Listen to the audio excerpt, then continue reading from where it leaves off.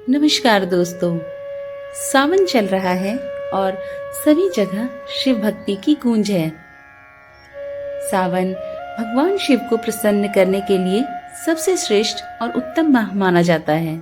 इस माह में भगवान शिव की पूजा पूरे धूमधाम और विधि विधान से की जाती है।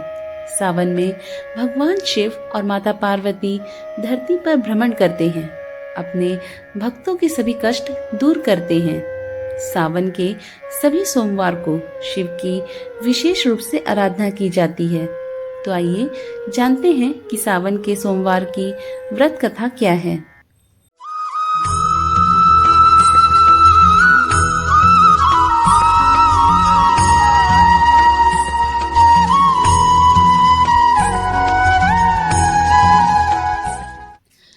किसी नगर में एक धनवान साहूकार रहता था, जिसका व्यापार दूर दूर तक फैला था।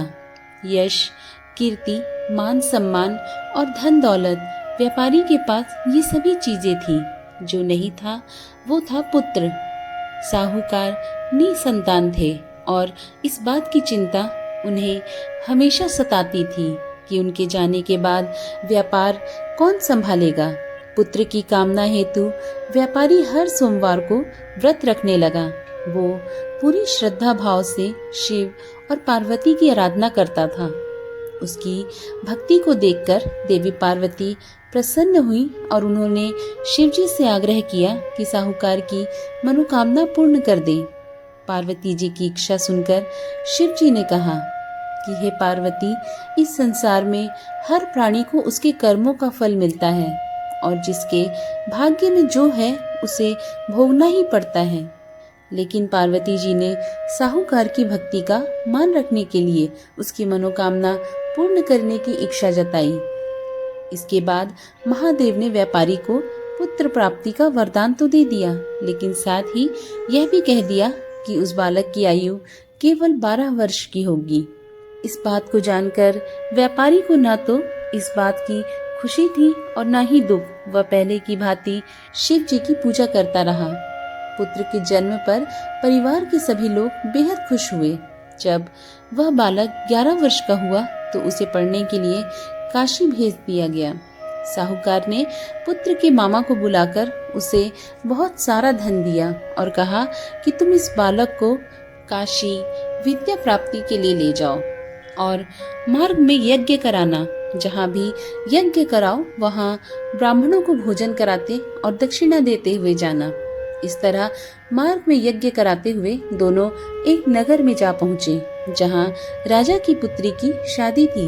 लेकिन जिस राजकुमार से उसका विवाह होने वाला था वह एक आंख से काना था।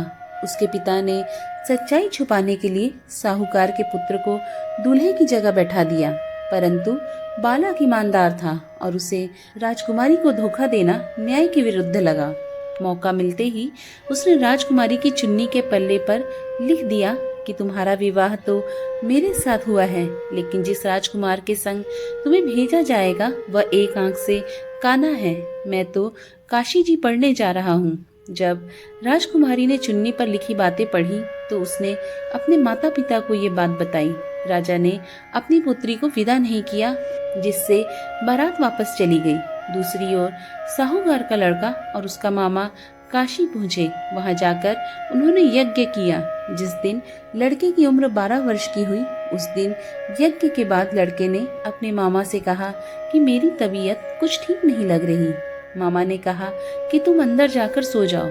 शिवजी की वरदानुसार कुछ ही देर में उस बालक के प्राण निकल गए। मृत भांजे को देख उसके मामा ने विलाप शुरू किया। संयोगवश उसी समय शिवजी और माता पार्वती उधर से जा रहे थे। पार्वती ने भगवान से कहा, स्वामी, मुझे इसके रोने के स्वर सहन नहीं हो रहा। आप इस व्यक्ति के कष्ट दूर कर दीजिए। उस मृत बालक को देखकर महादेव बोले, यह तो उसी साहूकार का पुत्र है जिसे 12 वर्ष की आयु का ही वरदान प्राप्त था।